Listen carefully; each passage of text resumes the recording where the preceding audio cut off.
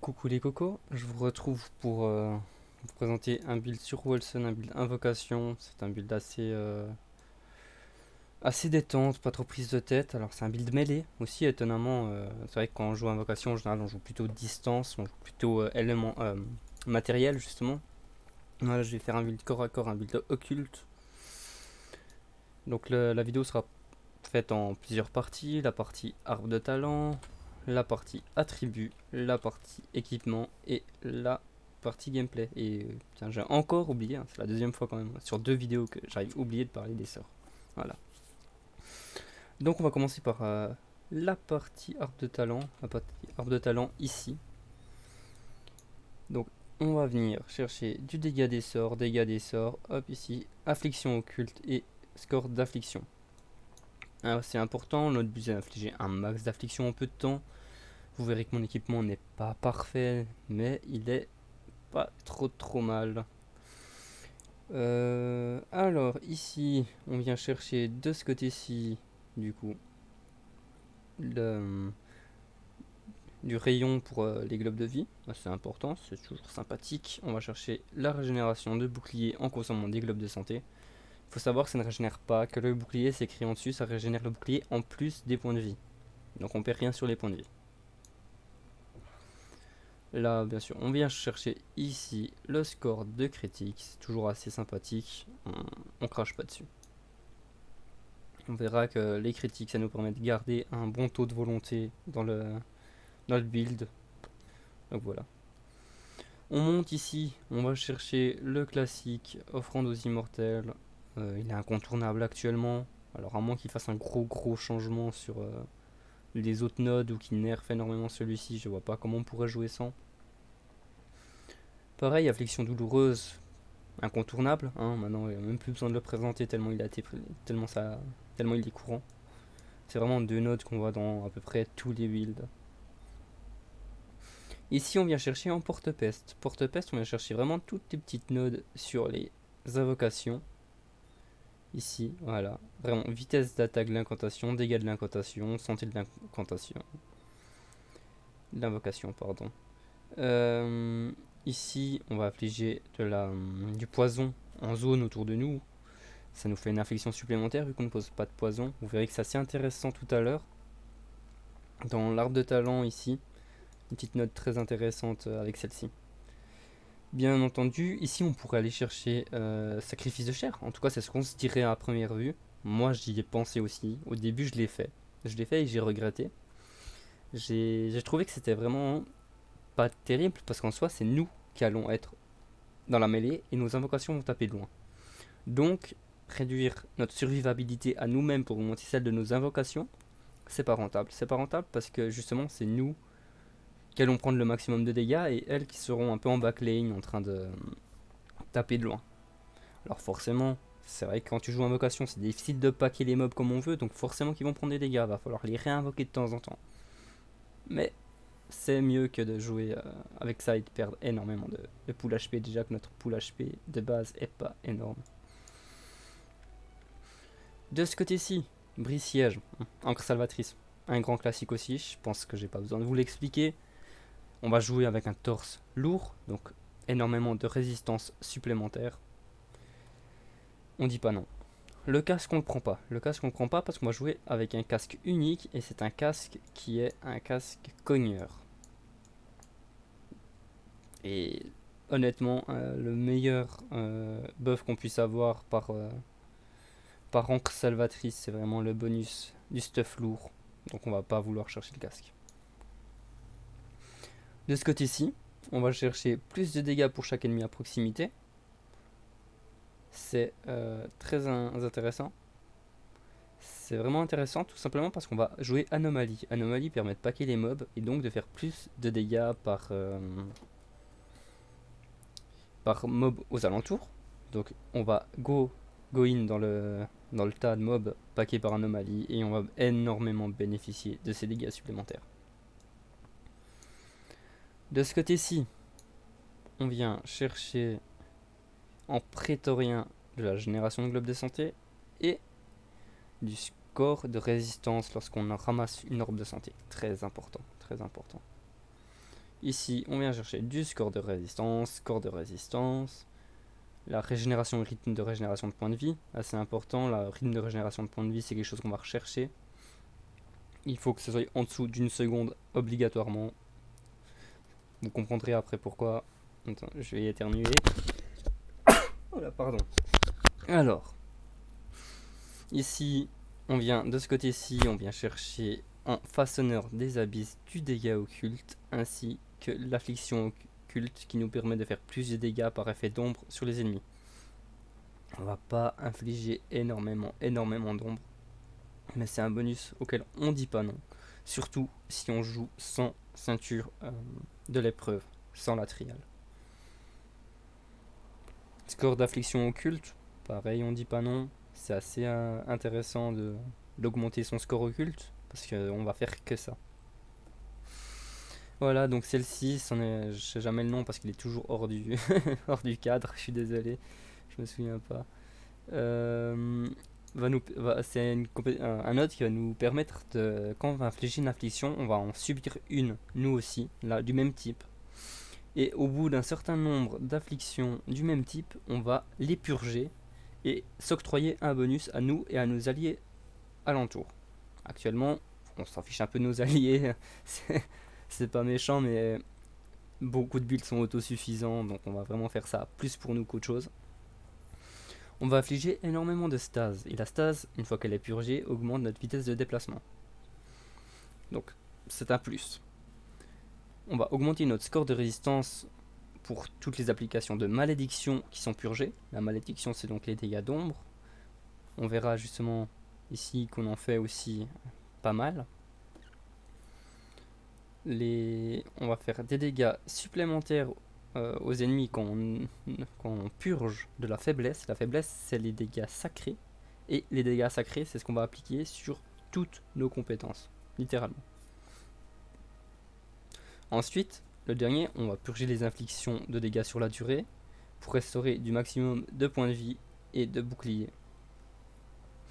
On n'a pas de dégâts sur la durée, mis à part ce petit coco ici qui inflige les dégâts de poison. Sachant que c'est en zone, ça proc très vite sur plusieurs mobs, on s'inflige très vite les 10 afflictions sur nous-mêmes. C'est rentable. De ce côté-ci, on vient chercher dans EOS le petit finisher en sacré, les dégâts sacrés ici. Ici, on va augmenter. Et on pourrait peut-être même plutôt venir chercher ici le petit score de résistance et bouclier de force plutôt que prendre que du bouclier de force. Mais bon. Là, voilà, augmentation des dégâts quand on a du bouclier de force. C'est assez intéressant, ça permet d'aller assez loin en dégâts. Voilà. De ce côté-ci, du coup, on vient chercher du score de critique lorsque la volonté est au-dessus de 75%, de la régénération de volonté ici, plus de rage de volonté max de ce côté-ci, le grand classique de ce côté-là, anti-sort temporel, on vient chercher ce que le temps ne peut guérir, qui inflige plus 120% de dégâts, les deux ensemble. Les dégâts qu'on va infliger vont être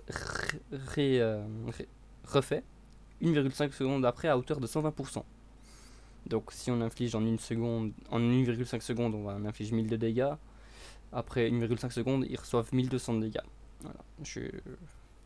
On n'inflige jamais seulement 1000 de dégâts en 1,5 secondes, à moins d'être vraiment peu stuffé. Mais voilà, c'est pour l'exemple. Application d'affliction max. Et ici, jonction intense réduit nos HP et notre bouclier de force, mais permettent que les dégâts soient subis en plusieurs temps. D'où le fait qu'on vienne chercher de ce côté-ci de la régénération de points de vie. Enfin, du rythme de régénération de vie. Ça va nous permettre de régénérer plus vite qu'une seconde, et c'est ce qu'il faut avec justement cette node-là. Voilà, alors je crois que j'ai fini pour l'arbre de talent. Je suis pas à niveau 90, donc pour le niveau 90, je mettrai un lien vers le Wilson Universe de ce build là. Ne vous inquiétez pas, il y aura la build 90 à ce moment là. En termes d'attributs, les attributs, on va vraiment chercher full robustesse. Comme vous le voyez, on a un pool HP très moyen. Et c'est vraiment notre seul moyen du coup de résister, quoi. Voilà. Chance de blocage là, 8,1 c'est négatif. Efficacité de blocage elle est nulle. On va vraiment jouer sur les résistances qui s'élèvent à 66,7 et 72,2. Sachant que quand on ramasse un globe de santé, on gagne 40% de résistance supplémentaire. Ce qui nous fait à peu près un total de 80-85 de résistance ici, je pense. Et ici, bah, c'est un peu plus élevé. On doit être à 87-88. Je sais pas calculer, hein, c'est vraiment une estimation un peu globale. Voilà. Donc on va passer aux compétences. Les compétences, on va jouer avec double livor mortis. Les deux, ils sont exactement pareils. On va jouer avec le mage. Le mage, c'est celui qui fait le plus de dégâts. J'ai essayé de jouer avec le corps à corps, le guerrier. Je me suis dit que ça pouvait être sympa, qu'il allait... En plus, il fait des dégâts d'ombre. Donc, les dégâts d'ombre, c'est les dégâts occultes. Les dégâts occultes, c'est vraiment ce qu'on a boosté en priorité. Je me suis dit que peut-être ça allait changer quelque chose. Non, pas du tout, pas du tout. Le perso est lent, il tape lentement, il fait peu de dégâts. Tandis que le mage, lui, il perd un peu plus de points de vie par rapport à celui-ci. Voilà, il perd quand même beaucoup. Il passe de 876 000 à 1 315 000. Mais ce n'est pas important, ce n'est pas important parce que les dégâts sont là, les dégâts sont présents. On lui met la vitesse d'attaque, on lui met des dégâts, des points de vie, des dégâts, de la vitesse de déplacement et des points de vie. Alors les points de vie, pourquoi est-ce qu'on met des points de vie alors qu'ils sont pas là pour tanker? C'est très simple, je vous expliquerai dans la partie stuff pourquoi on joue comme ça. Pareil ici, on vient chercher dans l'essaim dévoreur, donc les petits archers. On peut le remplacer par un troisième livor mortis du même type. Voilà, je ne l'ai pas monté celui-ci, mais ce serait exactement les mêmes runes que pour les deux autres. Mais si on veut un petit peu varier et ne pas jouer livor mortis 3 fois, on vient chercher l'essaim chasseur, augmenter les dégâts, augmenter la vitesse de déplacement de l'invocation, les flèches tirées peuvent transpercer les ennemis, très important. La vitesse d'attaque des invocations est augmentée après utilisation de la compétence, super important, le buff est assez immense. Plus de points de vie, plus de points de vie et plus de points de vie. Alors ici on est passé en dégâts de givre uniquement pour aller chercher des points de vie. Voilà. Ensuite dans les autres compétences, on a le fameux mon petit chouchou, le saut éthéré, augmente la portée de la compétence, réduit le temps de recharge, donne de la volonté pour tous les ennemis traversés, donne de la volonté pour tous les ennemis traversés, inflige de la stase au début et à la fin du téléport, on verra que c'est assez important. Le but est vraiment d'infliger un maximum de stase. Celui-là a 100% de chance d'infliger de la stase, contrairement à l'anomalie ou à la lame d'infini qu'on verra après. Voilà, augmente la vitesse de déplacement après avoir utilisé la compétence et retire les effets de contrôle de foule. Donc les effets de contrôle de foule, est-ce que c'est vraiment obligatoire? Je ne sais pas. C'est assez intéressant, oui. Mais ça va un peu contredire le node qui nous permet de nous infliger des afflictions à soi-même. Parce que l'affliction de la stase va être purgée par cette compétence. Et c'est pas ce qu'on veut. Mais, vu qu'on inflige de la stase avec 3 compétences, on stack tellement vite la stase que je pense qu'on peut se permettre de jouer avec sans perdre le bonus. En anomalie, hop, augmente la zone d'effet, augmente la durée du vortex, vous pouvez en lancer 2, ils attirent plusieurs fois les ennemis à l'intérieur et font péter les globes. Alors, celle-ci je vous la déconseille en multijoueur. Le multijoueur a été un petit peu amélioré par rapport à avant, mais faire péter des globes de santé, c'est jamais le bon plan en multijoueur. En général, ça fait des frises pas possible. Dans quel cas, vous pouvez aller chercher augmenter les dégâts infligés par les afflictions ici. Hop. Et ensuite, on peut aller chercher du dégât d'affliction, du dégât crit ou du dégât moyen, un peu selon comment vous jouez. Je pense que je le jouerai comme ça autrement. Mais pour le coup, comme je suis en solo, je me permets d'aller chercher celui-ci. Alors, Notre principale source de dégâts ici, c'est cette petite compétence, la lame de l'infini. On va régénérer la volonté en tuant des ennemis, on va régénérer la volonté en faisant des critiques. Très important, on va chercher un maximum de volonté, tout simplement parce qu'en dessus de 75% de volonté max, on a plus 100% de score de critique. C'est très important. On augmente les dégâts tant qu'il vous reste du bouclier de force. Alors, c'est pas un petit buff de rien du tout, hein. C'est vraiment le double. On fait 2 fois plus de dégâts. Vous voyez ici 21 000, on passe à 42 000. Le double de dégâts tant qu'il reste du bouclier de force. Très important. Du coup, pour être sûr que ça joue, parce que d'ailleurs c'est pour ça qu'on allait chercher le fait que les globes de santé régénèrent aussi du bouclier, c'est pour ce buff là. Mais on va quand même aller chercher ici du plus de bouclier par coup. Alors 2 de bouclier c'est ridicule, hein, mais ça nous permet de garder le buff beaucoup plus aisément que si on le joue sans. Voilà, octroie un bonus d'éther aux alliés proches lorsque vous utilisez la compétence. Ça nous le donne aussi à nous. Donc assez intéressant. Plus de dégâts moyens, augmente les dégâts de la compétence pour chaque application d'affliction présente sur une cible. Je vous rappelle qu'on va faire 4 afflictions différentes quand même en tout. Donc c'est assez intéressant. Et ici, applique un affaiblissement qui augmente les dégâts infligés par les sorts. Voilà. Donc l'idée, ça va vraiment être de jouer. Hop, on va faire une anomalie d'âge dedans. On bourrine. Hop. Voilà, c'est un peu un gameplay assez simple, mais c'est assez sympa. Je sais pas pourquoi je vous parle de gameplay, parce qu'on a oublié de parler de l'équipement. L'équipement du coup qui n'est pas opti vraiment au poil de cul, hein. J'ai quand même quelques trucs à modifier si je peux. On va déjà, je parlerai de ces trois-ci plus tard, de ça plus tard. On va commencer par les trucs un peu plus classiques. Entorse du lourd pour bénéficier d'encre salvatrice en résistance. Ça apporte énormément. Si vous arrivez à avoir 3 défensives, 3 en GM pour pouvoir gagner du pool HP, c'est bien. Là, j'ai dépensé je sais pas combien pour en avoir 3 finalement. Je suis resté sur un 2 de GM défensif 3. J'avais trop de la flemme d'aller chercher plus. Ça coûte trop cher. J'ai plus une thune avec tous les builds que j'essaye et les optimisations. Je suis vraiment au fond à sec. Voilà. En jambes, on peut prendre du lourd, on peut prendre du cogneur. Voilà, j'hésitais de prendre celui-ci aussi pour avoir un meilleur pool HP. Voilà, ça nous permet d'avoir quand même beaucoup plus de vie. On perd de la rési, mais beaucoup plus de vie. Je l'ai pas fait tout simplement parce que il est jamais de manière à être en blocage pour un autre build que j'ai ici en blocage, que je vous présenterai une fois, mais voilà. Du coup, j'ai préféré prendre ici. En plus, on a du dégât occulte, chose qu'on n'a pas autrement. Vous pouvez voir qu'on a que 5 affixes et non pas 6. Donc c'est pareil, c'est un truc à changer. J'en ai pas actuellement, je suis en train d'en préparer une, sauf erreur, pour pouvoir changer ça. Ici, les bots, on a du dégât. Dommage que ça peut être du dégât occulte, mais bon.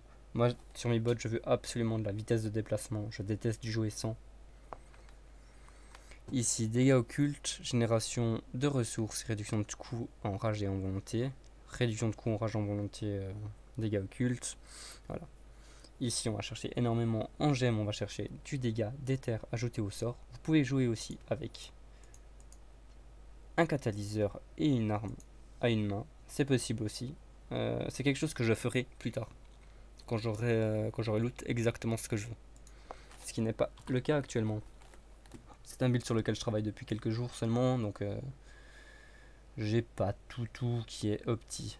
Par exemple, typiquement les les équipements. Je voudrais ici, le torse est très bien, mais ici je voudrais des protections de bras et des jambières en renégat. Renégat pour avoir PV et bouclier. Ou alors justement un cogneur ici qui permet d'avoir PV et résistance globale, mais je voudrais pas ces jambières là. Je les trouve assez chiantes. Voilà, tout simplement. Je préfère avoir un pool HP dessus. Là, pareil, sur les équipements, On va aller chercher du dégât sacré, dégâts d'ombre. On va chercher un maximum de dégâts occultes, dégâts d'éther. Un truc très important sur le build dont je manque un peu, c'est la génération de volonté. Génération de volonté, ça permet de régénérer plus vite sa volonté lorsqu'on fait des compétences. Voilà. Des fois, on a un peu de peine à aller chercher la volonté. On est obligé d'utiliser deux popotes de volonté de ce côté-ci. Quoique, ça fait quelques rushs que j'ai pas vraiment eu besoin d'utiliser mes compétences. Enfin, mes potions, pardon. Voilà. Pour la ceinture, pareil, hein, la trial est très bien. Si vous voulez jouer sans trial, moi j'ai une ceinture ici qui est assez correcte en dégâts critiques, score d'affliction occulte, dégâts sacrés, dégâts d'éther rajoutés au sort. Voilà, juste dommage pour les deux lignes absorption de vie avec les dégâts d'ombre et dégâts physiques ajoutés aux attaques. Surtout celle-ci, hein, dégâts physiques ajoutés aux attaques, on s'en fiche.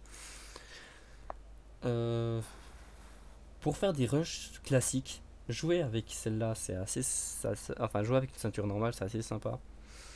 Honnêtement, je trouve, pour avoir essayé, que jouer sans trial avec ce build en Sarazel, c'est assez compliqué.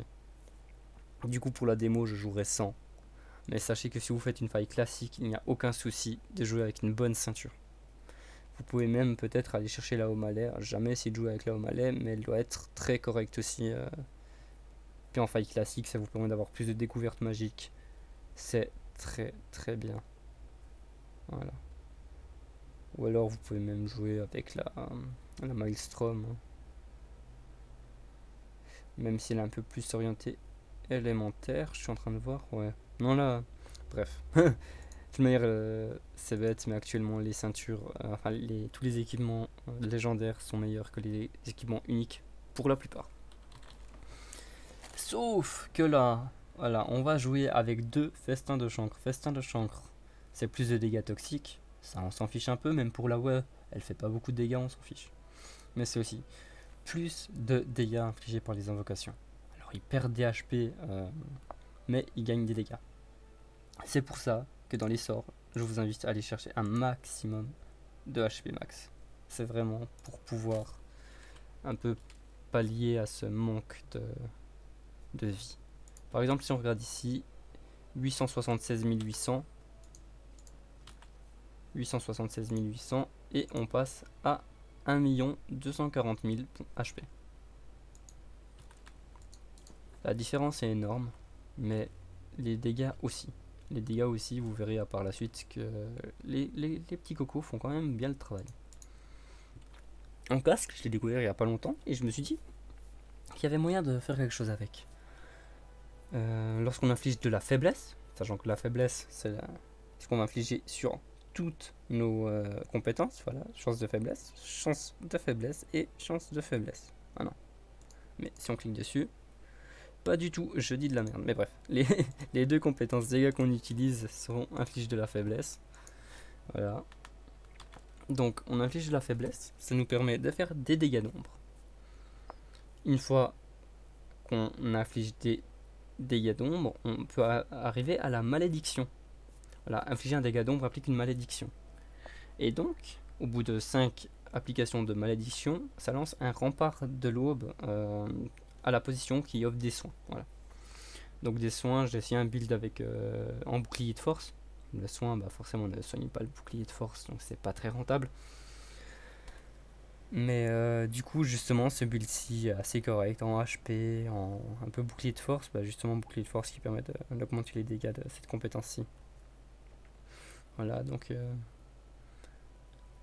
assez sympa. Je sais pas pourquoi je parle du bouclier de force maintenant, je suis un peu perdu. Voilà, mais bref, très important, parce que par la faiblesse, on inflige de l'ombre, et par l'ombre, on amène le rempart de l'aube. Voilà. Pour le coup, voilà, comme je vous ai dit, je vais jouer avec la trial, vu qu'on va faire un rush en Sarazel, je sais plus comment ça se dit, ouais. En immaculé, merde, je l'ai cliqué direct.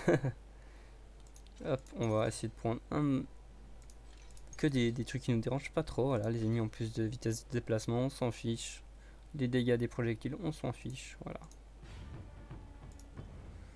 Alors, on n'est pas une chips, hein, mais on est pas très tanky. Il faut taper pour éviter de mourir. C'est un petit peu un des points négatifs que je trouverais ici.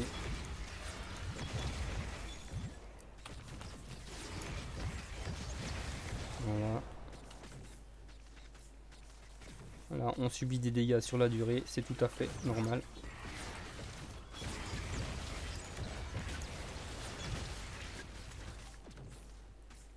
On ne va pas faire le scarabée, hein, on n'est pas là pour ça. C'est de la perte de temps. Le but c'est vraiment de faire de la sarizelle, vous voyez, rempart de l'aube ici.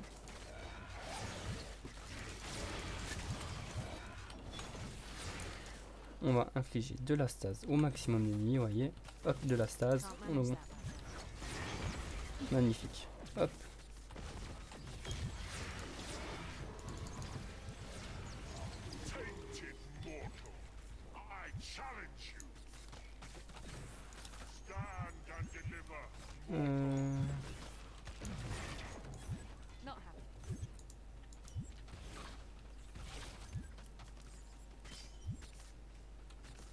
Voilà. Donc c'est vraiment on fonce dans le tas, on pack, on tape. Voilà, juste les sarizelles voilà, sont très chiants à tomber. Pour ça que j'ai décidé de prendre une ceinture. Tout simplement parce que c'est vraiment insupportable de tomber à sarizelle sans avec un build qui a si peu de dégâts. Faut savoir que dans ces patchs-ci, depuis le début du jeu, les invocations sont vraiment pas mises en avant. C'est assez compliqué de faire un build full invoque. C'est d'ailleurs pour ça que je joue pas un build full invocation, mais que je fais aussi des dégâts par moi-même. Voilà.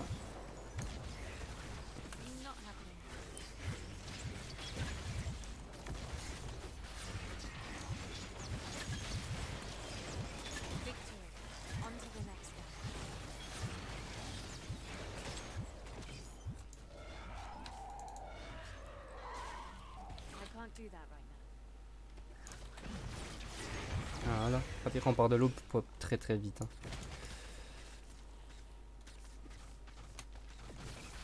On inflige la stase.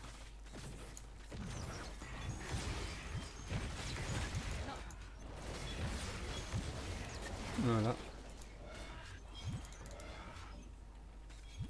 Ici, on voit les élites, on va sur les élites, hop, on les pack, on les détruit.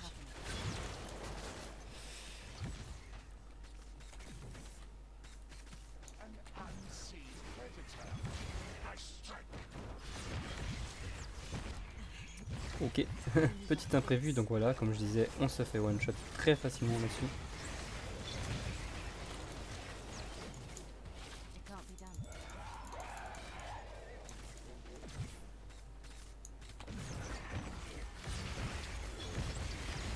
Ah, vous voyez, les invocations tapent quand même très vite.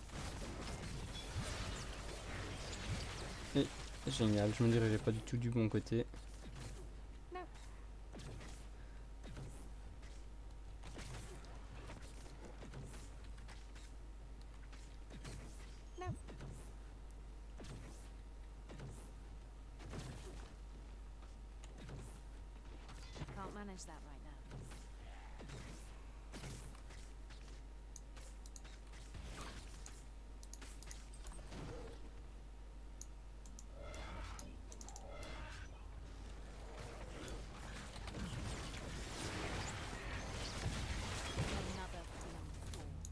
Voilà, donc c'est pas un build speed rush, je dirais. C'est un build qui est complètement viable, compliqué sans la trial en Sarazel, comme je vous dis. On peut si on est en multi. Si on est en multi, on peut facilement décider de jouer sans, parce qu'il y aura forcément une autre source de DPS que la nôtre. Ce qui n'est pas plus mal. Là, voilà, vous voyez, 4 minutes un rush. Je suis mort une fois, j'ai pas fait attention à ce que je faisais. Mais c'est clair que sans la ceinture, c'est difficile de tomber un immaculé. Voilà. Du coup, sur ce, j'espère que ça vous aura plu. Je vous laisse là-dessus. Et peut-être que je vous représenterai, peut-être non, je vous représenterai un prochain build prochainement. J'ai un second build d'invocation que j'ai fait, très proche de celui-ci. L'équipement complètement différent, mais le gameplay n'est pas non plus énormément différent. Je pense que je vous le présenterai également une prochaine fois, une fois que j'aurai farmé l'équipement nécessaire pour, parce que c'est vrai que c'est un équipement très opposé à celui-là. Voilà, voilà. Du coup, sur ce, à plus.